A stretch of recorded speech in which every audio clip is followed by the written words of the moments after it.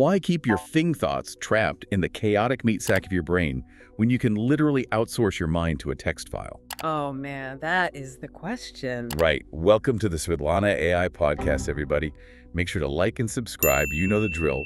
Because today, we are going on a giggly, mind-bending deep dive into Swetlana AI's sources on this concept called mdfication. Yeah, mdfication. It is such a wild concept to wrap your head around, honestly. It really is. So let's just unpack this because the sources are very clear, right? They say this is not just a basic system prompt. No, not at all. It goes way beyond existing frameworks. It's basically about externalizing your actual cognition, your taste, your decision-making into structured.md or Markdown files. Wait, hold on. So you're telling me I can just like vomit my soul into a Markdown file? It sounds like we're creating Horcruxes for our personality, that we're building little Frankenstein versions of ourselves in Google Drive. I mean, kind of, yeah.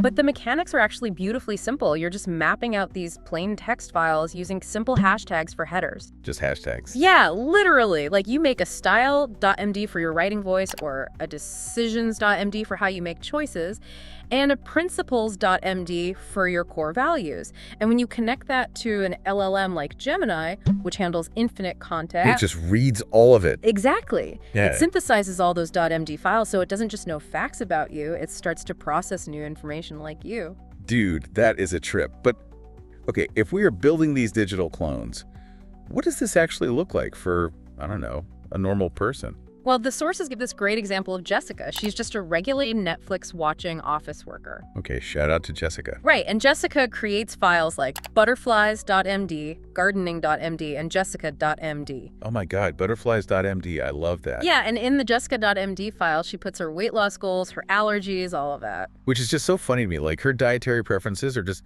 hanging out in the cloud right next to a file about, like, her mortal enemies or whatever. Probably, yeah. But the genius of it is that she never has to repeat herself. She just asks the AI, hey, what's for dinner? And it perfectly synthesizes her goals and her allergies to suggest a recipe. Because it already has the context. Exactly. Or think about content creators.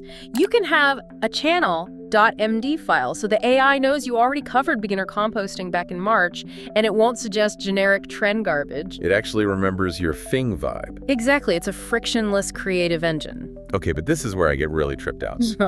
Because we go from Jessica's lasagna recipes to, like, the literal evolution of human consciousness. Oh yeah, the sources take a massive philosophical leap here. They basically say Freud is dead, long live the .md file. Pretty much. I mean, historically, psychology was all about understanding the mind, but that carries the risk of overanalysis. You just get stuck in your own head. Right, overanalyzing every little thing. But mdfication is about running the mind as an external executable. Whoa, running the mind. Yeah, the exact quote from the expert in the sources is, understand your mind or run it. Understand your mind or run it. Holy shit, that is heavy. It's incredible, right? Obviously, there's a risk of over-externalization, like becoming a caricature of yourself if you don't update your files. But the computational utility is insane. So basically, why should you give a shot about this? Because you can stop being the bottleneck in your own life.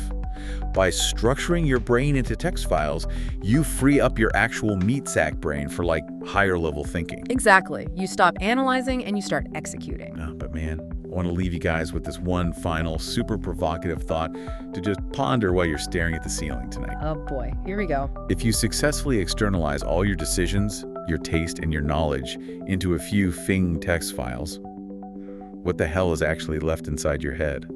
Are you still you? Or are you just the administrator of your own digital clone?